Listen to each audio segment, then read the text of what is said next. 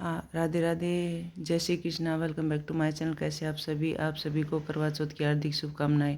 आज मैं आपको करवा चौथ की कहानी सुनाऊंगी और सबसे पहले मैं आपको विनायक जी की कहानी सुनाऊंगी। की बात है, भगवान गणेश बाल रूप में चुटकी भर चावल और चम्मच में दूध लेकर पृथ्वी लोक में निकले।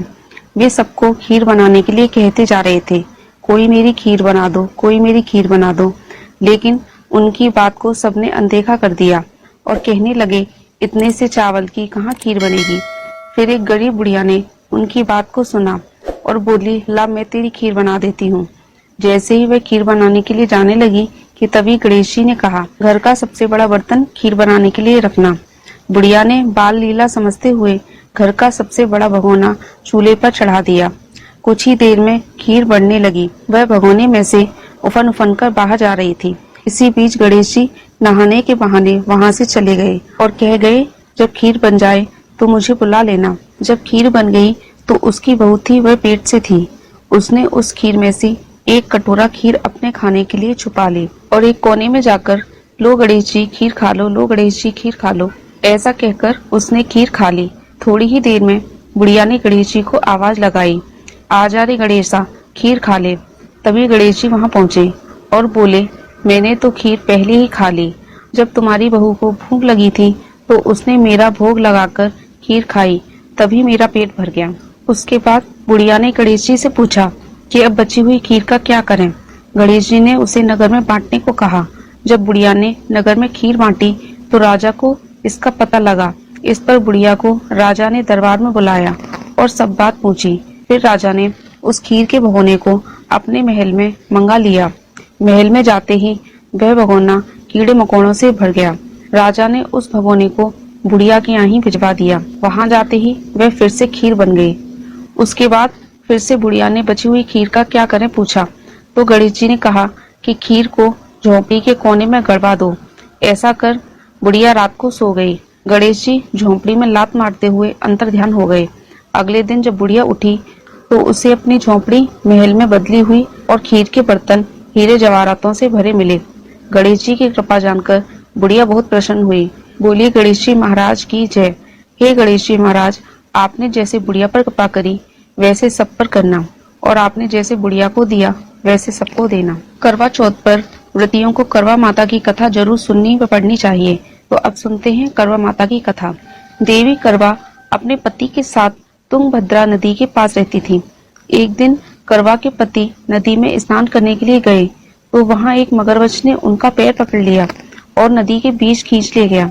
मृत्यु को करीब देखकर करवा का पति करवा को पुकारने लगा। करवा दौड़ती हुई पति के पास पहुंची और पति को मृत्यु के मुंह में ले जाते मगरमच्छ को देखा। करवा ने तुरंत एक कच्चा धागा लेकर मगरमच्छ को एक पेड़ से बांध दिया। करवा के सतीत्व के कारण मगरमच्छ कच्चे धागे में ऐसे बंधा कि टस से मस नहीं हो पा रहा था। करवा के पति और मगरमच्छ दोनों के प्राण संकट में थे। करवा ने यमराज को पुकारा और अपने पति को जीवन दान देने और मगरमच्छ को मृत्यु दंड देने के लिए कहा। यमराज ने कहा कि मैं ऐसा नहीं कर सकता क्योंकि मगरमच्छ की आयु भी शेष है। क्रोधित होकर करवा ने यमराज से कहा, अगर आप ऐसा नहीं करोगे तो मैं आपको श्राप दूंगी। सती के श्राप से भयभीत होकर यमराज ने तुरंत मगरमच्छ को यमलोक भेज दिया और करवा के पति को जीवन दान मिला। इसलिए करवा चौथ पर स्त्रियां करवा माता से प्रार्थना करती हैं, हे करवा माता, आपने जैसे अपने पति को मृत्यु के मुंह से वापस निकाल लिया, वैसे हम सबके सुहाग की भी रक्षा करना। करवा चौथ की दूसरी कहानी इस प्रकार है। एक साहूकार के 7 बेटे और एक बेटी थी। सेठानी सहित उसकी बहुओं ने और बेटी ने करवा चौथ का व्रत रखा था। रात्रि को साहूकार के 7 बेटे खाना खाने के लिए बैठे और अपनी बहन से खाना खाने को कहा। इस पर बहन ने बताया कि आज मेरा करवा चौथ का व्रत है, मैं चंद्रमा को अर्घ देकर ही खाऊंगी। सबसे छोटे भाई से अपनी बहन की हालत देखी नहीं जा रही थी और वह दूर पेड़ पर एक दीपक जलाकर छलनी की ओट में रख देता है, जो ऐसा प्रतीक होता है जैसे चतुर्दशी का चांद हो, और अपनी बहन से कहता है कि बहन चंद्रमा निकल आया, अर्घ दे दो। उसे अर्घ देकर वह खाना खाने बैठ जाती है। जैसे ही पहला टुकड़ा मुंह में डालती है उसे छींक आ जाती है। दूसरा टुकड़ा मुंह में डालती है तो उसमें बाल आ जाता है। तीसरा टुकड़ा मुंह में डालती है कि तभी उसके पति की मृत्यु की खबर आ जाती है।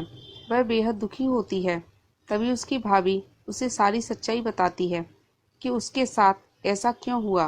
व्रत गलत तरीके से टूटने के कारण देवता उससे नाराज हो गए हैं। इस पर वह निश्चय करती है कि वह अपने पति का अंतिम संस्कार नहीं करेगी और अपने सतीत्व से उन्हें पुनः जीवित कराकर रहेगी।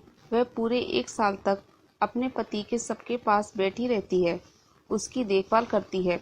उसके ऊपर उगने वाली सुईनुमा घास को वह एकत्रित करती जाती है। 1 साल के बाद फिर चौथ का दिन आता है तो वह व्रत रखती है और शाम को सुहागनों से अनुरोध करती है, यम सुई ले लो, पिए सुई दे दो, मुझे भी अपनी जैसी सुहागन बना दो। लेकिन हर कोई मना कर देता है।